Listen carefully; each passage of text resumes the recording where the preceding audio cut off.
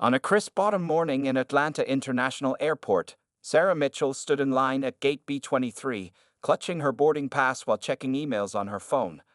At 34, she was a successful marketing executive who had made this journey countless times before.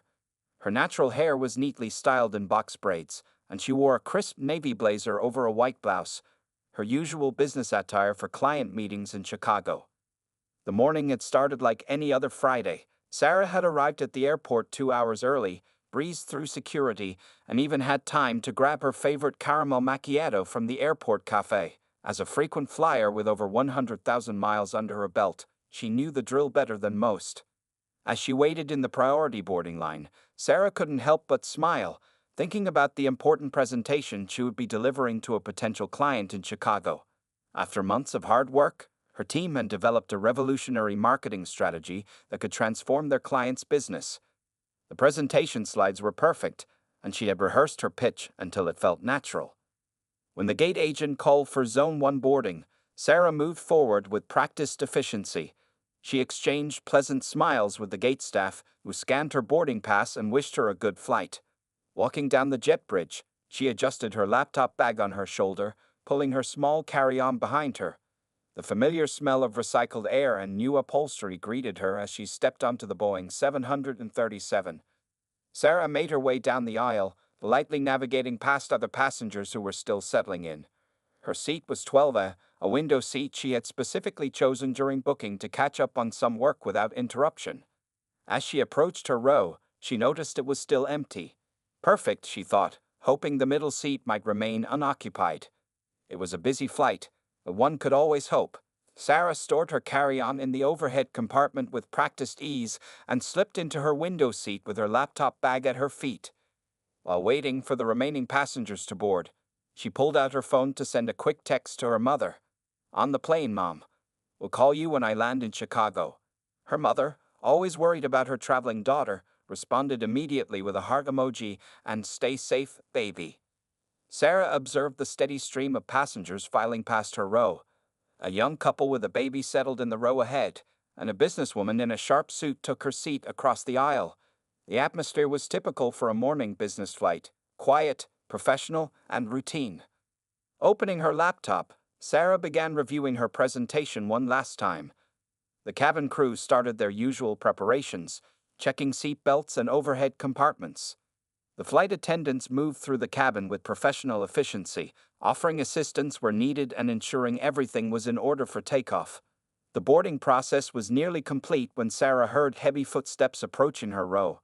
Looking up from her laptop screen, she saw a middle-aged white man in a gray suit, checking his boarding pass and glancing at the seat numbers. His face showed visible discomfort as he realized his assigned seat was next to her. Sarah, used to maintaining her professional composure in all situations, offered a polite smile and began to move her laptop to make space.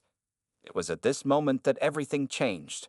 Instead of taking his seat, the man stood rigid in the aisle, his face contorting with what appeared to be unfounded anxiety. The other passengers continued their pre-flight routines, unaware that they were about to witness an incident that would soon make national headlines. Sarah, still focused on her presentation, didn't immediately notice the man's hand shooting up to signal a flight attendant. The cabin's ambient noise, the soft hum of conversations, the clicking of seatbelts, and the rustling of bags being stowed, continued as normal. But in just a few moments, this ordinary Friday morning flight would transform into a disturbing example of how racial bias can disrupt even the most routine activities. Little did Sarah know that her carefully planned business trip was about to become something entirely different. A story that would spark outrage, debate, and eventually, change in the airline industry. As she sat there, reviewing her presentation one final time, she had no idea that she was about to become the center of a controversy that would force America to confront its ongoing struggles with racial prejudice in public spaces.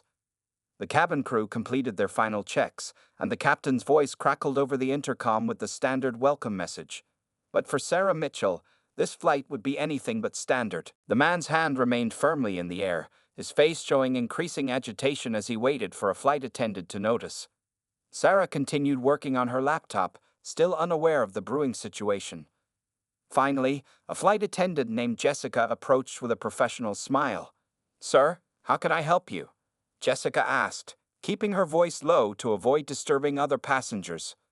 What happened next sent shockwaves through the entire cabin. The man, speaking loudly enough for nearby rows to hear, declared, "I don't feel safe sitting here. This woman makes me feel threatened." His voice trembled with what seemed like rehearsed fear, though Sarah had done nothing but sit quietly in her assigned seat. Sarah's fingers froze over her keyboard. At first, she thought she had misheard. Slowly lifting her head, she found several passengers staring at her, their expressions ranging from shock to disbelief.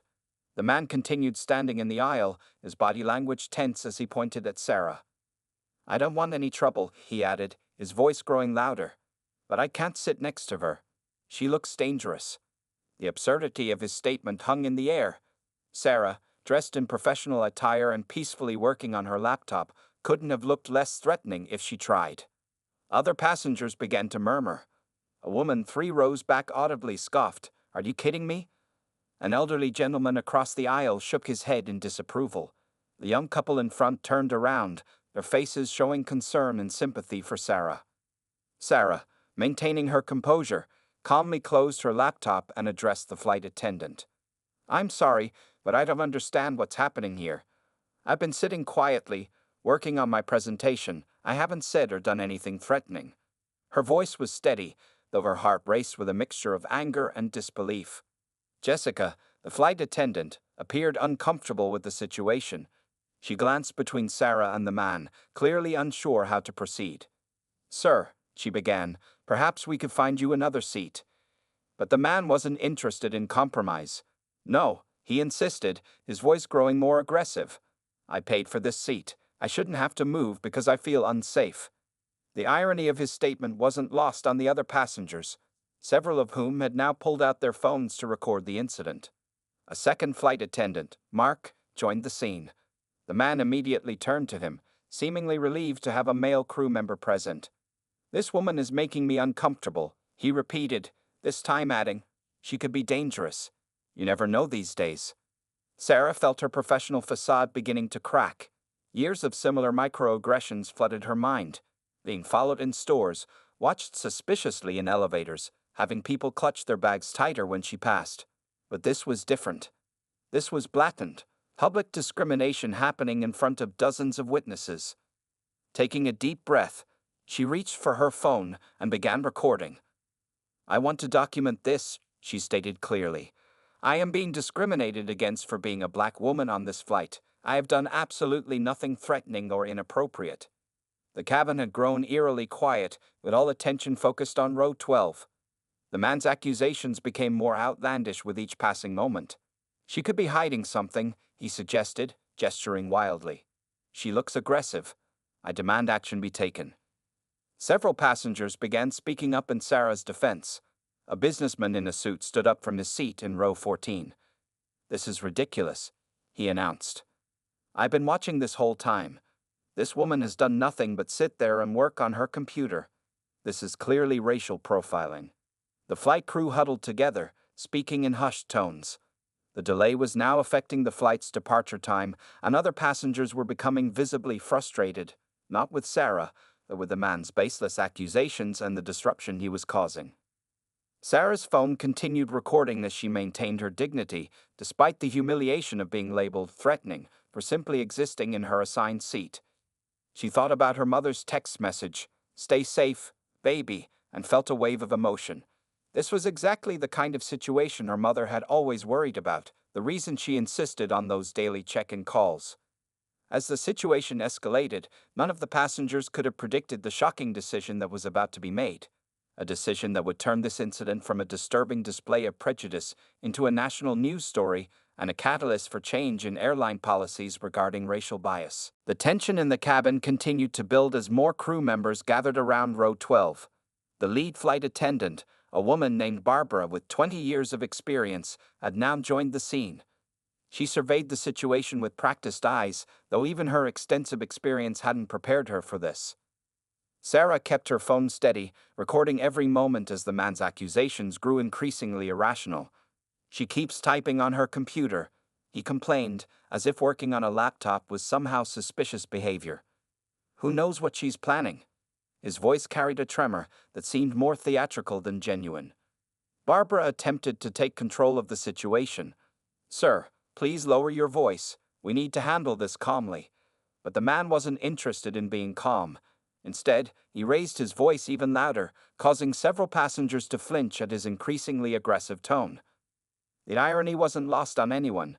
The man claiming to feel threatened was the only one exhibiting threatening behavior. A flight attendant from first class had come to investigate the commotion, making it now 4 crew members huddled in the narrow aisle. Sarah noticed the pilot emerging from the cockpit, his face serious as he conferred with Barbara. The delay was now approaching 20 minutes, and the atmosphere in the cabin grew more tense with each passing moment. Other passengers were checking their watches, worried about missing connections. "I've been flying this route every month for 3 years," Sarah explained to Barbara, her voice steady despite the circumstances. "I'm a marketing executive heading to a client meeting. This is purely racial discrimination. I'm documenting everything." More passengers began speaking up in Sarah's defense. A young woman in row 10 stood up, her voice clear and firm. "I watched her board the plane. She was nothing but polite and professional. This is absolutely ridiculous." Others nodded in agreement, some still recording on their phones. The man, seeing support building for Sarah, changed tactics. "She's turning everyone against me," he declared, wiping his forehead dramatically. "This is exactly what I was afraid of." His performance was becoming more theatrical by the minute, though the serious implications of his actions weren't lost on anyone. A senior Asian businessman who had been quietly observing spoke up. "I'm a Diamond Medallion member, and I'd never seen such blatant discrimination. This man is the only one creating a disturbance." His statement carried weight, and several other frequent flyers added their agreement. Sarah noticed movement at the front of the plane. Airport security had been called and was now boarding. Her heart sank. Despite being the victim of harassment, she knew from experience how these situations often played out. She made sure her phone was still recording. The young couple in front of Sarah turned around again. "We're witnesses," the woman said firmly. "We'll provide our contact information." "This isn't right." Her husband nodded, already writing down their details on a business card. The temperature in the cabin seemed to rise as more passengers became involved. Some were now on their phones, posting about the incident on social media. Sarah could hear fragments of their conversations. "You won't believe what I'm watching. This is going viral. Complete discrimination." Barbara huddled with the other crew members and security personnel, their whispered discussion barely audible over the growing murmurs in the cabin.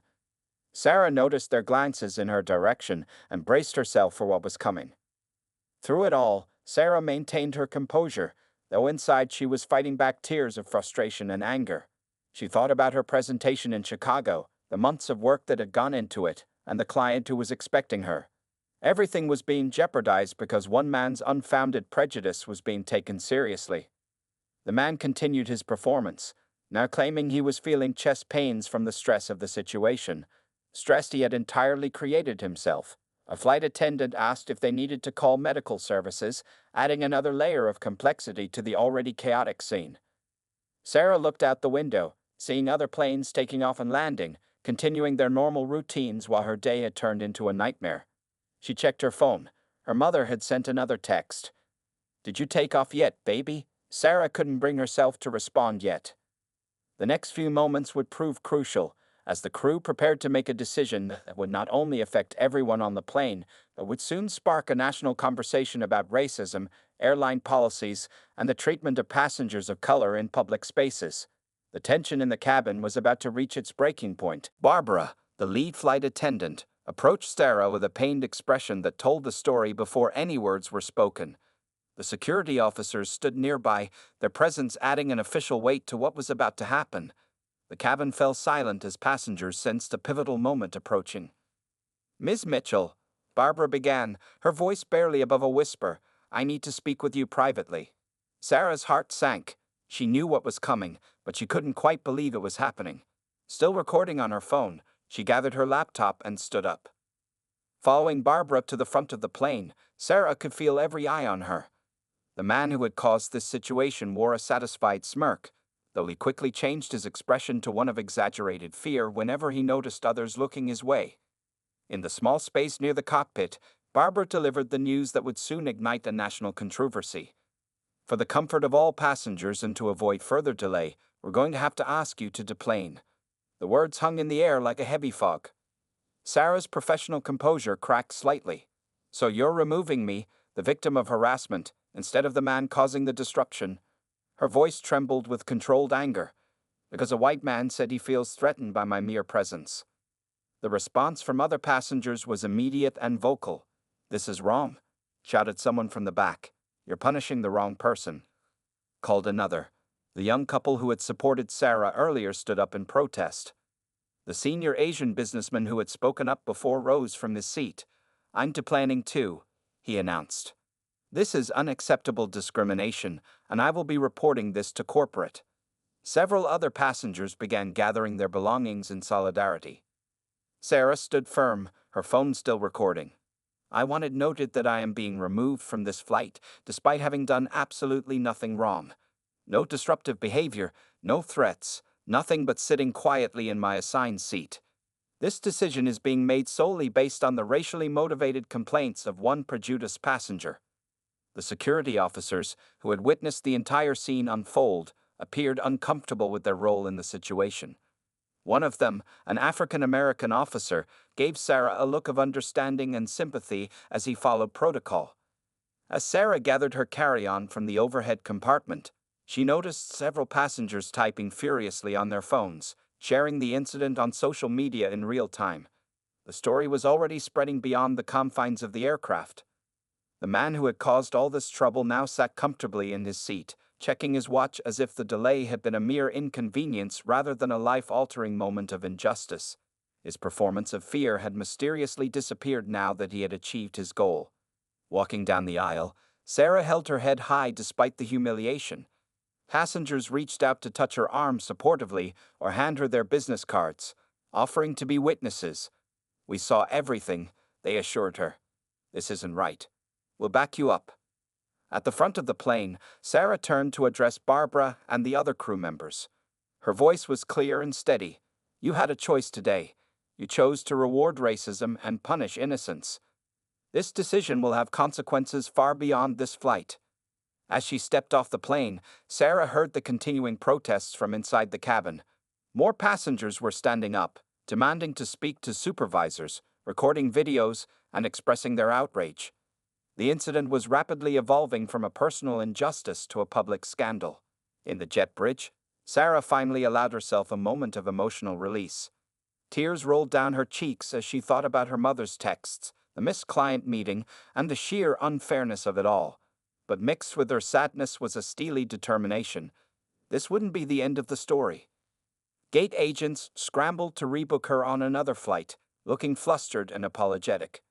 But Sarah knew that a simple rebooking wouldn't address the fundamental wrong that had occurred. As she stood in the terminal, watching her original flight prepare for departure without her, she made a decision of her own. This incident wouldn't be brushed under the rug. It wouldn't be handled with a quiet apology and a voucher for future travel. Sarah Mitchell's unjust removal from Flight 3714 was about to become a powerful catalyst for change in how airlines handle discrimination and bias in the skies. Standing in the bustling terminal of Atlanta International Airport, Sarah Mitchell's hands shook as she dialed her attorney's number. Around her, passengers from other flights hurried past, unaware they were witnessing the beginning of what would become a viral story about racial injustice in modern America. "James, they just removed me from my flight." She spoke into the phone, her voice steady despite her emotional turmoil. "No, I didn't do anything. A white male passenger simply said he felt threatened by my presence." Her attorney's response was immediate and decisive. "Don't sign anything, document everything, and start sharing." Sarah found a quiet corner near her gate and opened her laptop. With careful attention to detail, she began typing out her experience while it was fresh in her mind. Her social media post was straightforward and powerful. "Today, I was removed from Flight 3714 because a white male passenger claimed he felt threatened by my presence. I am a black female executive who was quietly working on my laptop. I have video evidence. This is what discrimination looks like in 2025. Within minutes, her post began gaining traction. The passengers who had witnessed the incident were already sharing their own accounts online. Videos taken from different angles in the cabin started circulating on various social media platforms. The hashtag Justice for Sarah began trending. Her phone buzzed continuously with notifications. News outlets were sending direct messages requesting interviews. Civil rights organizations were reaching out with offers of support. Her LinkedIn profile was flooded with messages from other professionals sharing similar experiences. Sarah's mother called, her voice filled with both anger and concern. "Baby, I'm seeing your story all over the news. Are you okay?" Sarah fought back tears as she assured her mother she was safe, though far from okay. The conversation reminded her of all the talks they'd had about being strong in the face of racism, though neither had expected it to play out so publicly. 2 hours after the incident, major news networks were broadcasting the story. Security camera footage from the terminal showed Sarah maintaining her dignity as she was escorted off the plane, contrasting sharply with the man's theatrical display of fear. The airline's stock price began to drop as public outrage grew. Sarah's client in Chicago, upon hearing what happened, immediately rescheduled their meeting and offered to fly to Atlanta instead. "What happened to you is more important than our marketing campaign," they wrote in an email. "Take the time you need. We stand with you." Civil rights leaders began issuing statements. The incident was quickly becoming a symbol of the ongoing struggle against racial bias in public spaces. Social media analytics showed the story reaching millions of people across multiple platforms, with overwhelming support for Sarah. Former flight attendants started sharing anonymous accounts of similar incidents they'd witnessed, revealing a pattern of airlines too often siding with prejudiced passengers to avoid confrontation. Their stories added fuel to the growing demand for systemic change in airline policies. In the terminal, Sarah noticed people recognizing her from the viral videos. Some approached to offer support, while others took subtle photos. She felt the weight of suddenly becoming the face of a movement she hadn't asked to lead, but one she knew was critically important. Her attorney arrived at the airport within hours, bringing with him a team of civil rights lawyers. They set up an impromptu meeting in the airport's business lounge, where Sarah meticulously went through every detail of the incident. The lawyers' expressions grew increasingly serious as they reviewed the video evidence. By evening, the airline's PR team had issued a brief statement.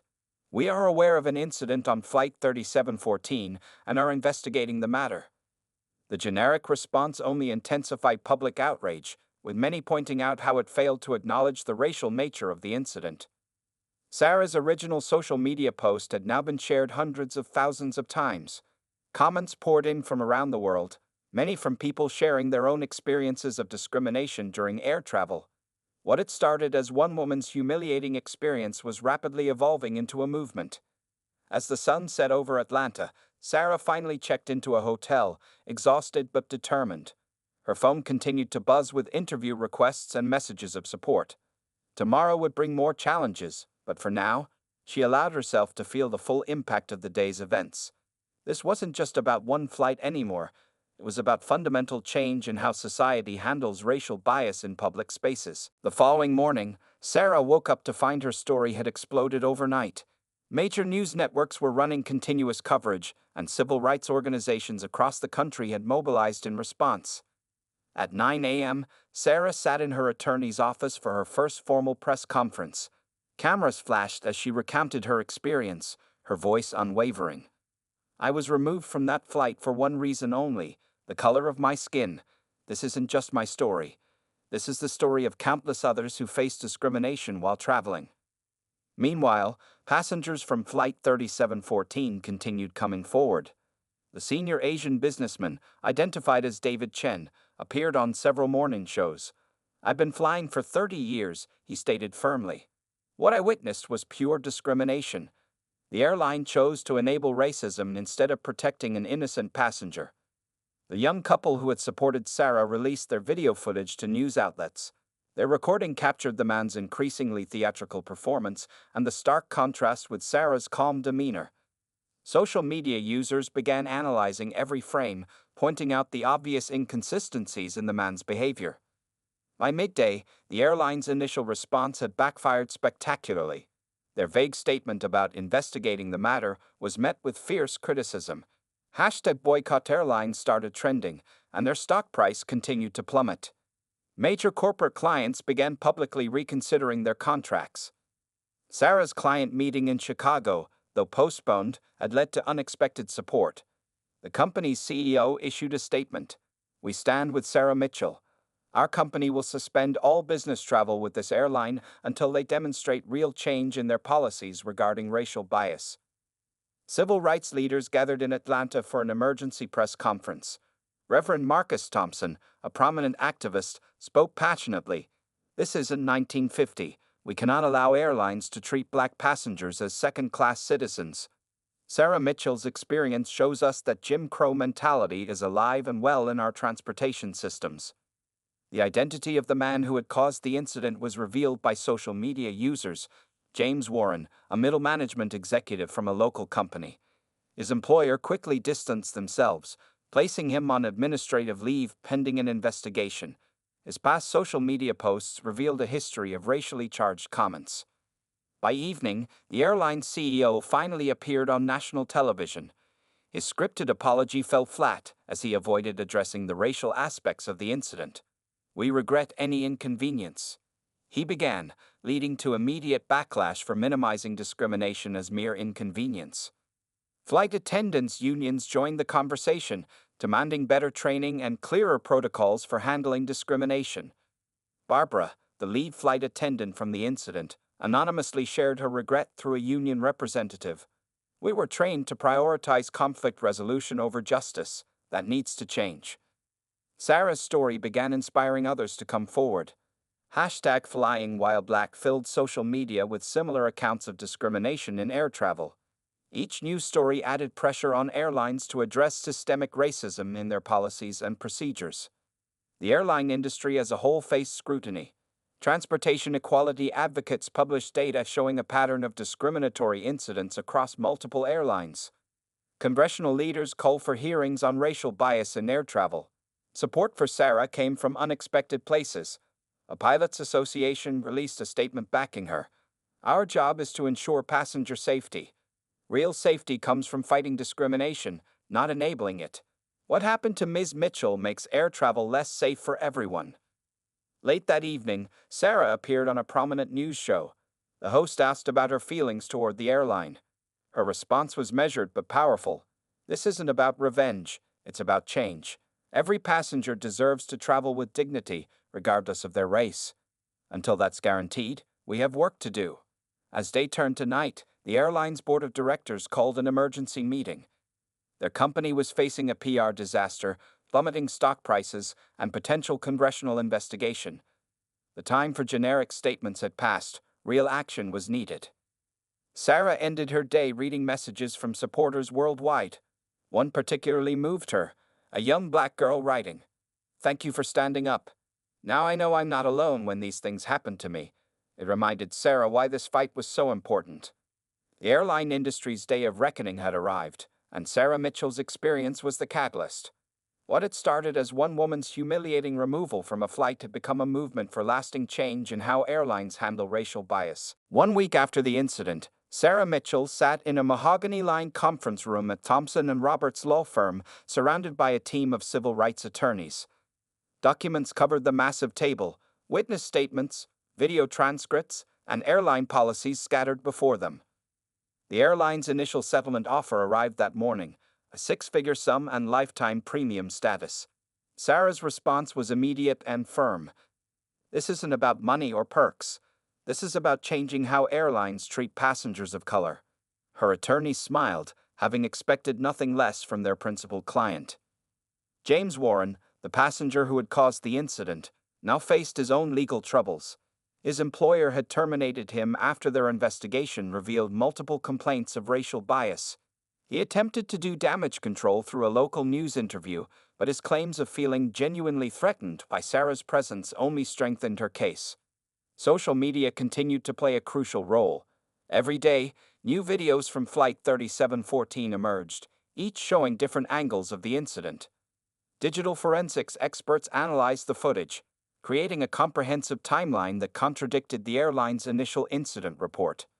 The flight crew's testimony proved particularly damaging to the airline's defense. Barbara, the lead flight attendant, had filed a detailed report expressing her discomfort with the decision to remove Sarah. "I was following protocol," she wrote, "but the protocol itself is deeply flawed and biased." 3 weeks into the legal proceedings, a whistleblower from the airline's corporate office leaked internal emails. They revealed a pattern of similar incidents where the airline had chosen to remove passengers of color to appease complaining white passengers. The leaked documents sent shockwaves through the industry. Sarah's legal team expanded the scope of their lawsuit, moving beyond individual discrimination to challenge systemic issues in airline policies. They brought in aviation policy experts who testified about the subtle but pervasive racial bias built into standard operating procedures. The airline's legal team attempted to argue that their actions were based on safety protocols, not racial bias. However, their argument crumbled when presented with statistics showing a disproportionate number of removal incidents involving passengers of color. David Chen, the senior businessman who had witnessed the incident, provided crucial testimony. His status as a Diamond Medallion member and his clear account of events carried significant weight. "I saw no threat," he testified. "I saw only prejudice being given priority over justice." The young couple from the flight, Mark and Emily Turner, shared their complete video footage with the court. Their recording captured Warren's changing behavior, appearing calm when speaking to white passengers, but dramatically fearful when addressing flight crew about Sarah. Transportation equity experts testified about the broader implications of the case. They presented research showing how incidents like Sarah's created lasting trauma in communities of color, making many afraid to travel. The psychological impact of travel discrimination became a key element of the lawsuit.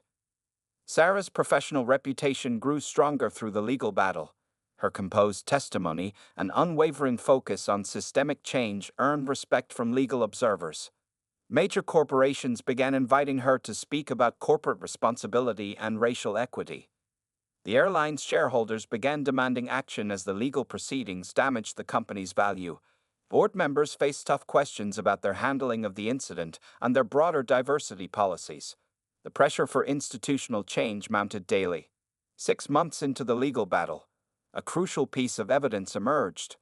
Security footage from the terminal showed Warren laughing and joking with other passengers moments after deplaning, a stark contrast to his claimed distress during the flight. His credibility shattered completely. Sarah's legal team filed motions to compel the airline to release all records of similar incidents over the past decade. The airline's lawyers fought hard against this, but the judge's ruling in Sarah's favor marked a turning point in the case. The media coverage remained intense. Legal analysts predicted the case would set major precedents for how airlines handle discrimination. Civil rights organizations filed supporting briefs, turning the lawsuit into a watershed moment for transportation equality. As the case moved toward its conclusion, Sarah remained focused on her ultimate goal, ensuring no other passenger would face similar discrimination. The legal battle had become about more than one incident on one flight. It was about rewriting the rules of air travel to protect everyone's dignity and rights. 1 year after the infamous Flight 3714 incident, Sarah Mitchell stood at a podium in the airline's corporate headquarters. Behind her, company executives and civil rights leaders gathered for a historic announcement. The settlement they had reached would transform airline policies across the industry. The airline's new CEO, an African-American woman appointed during the crisis, spoke first. "Today, we acknowledge our failures and commit to fundamental change. The Sarah Mitchell incident opened our eyes to systemic problems we can no longer ignore."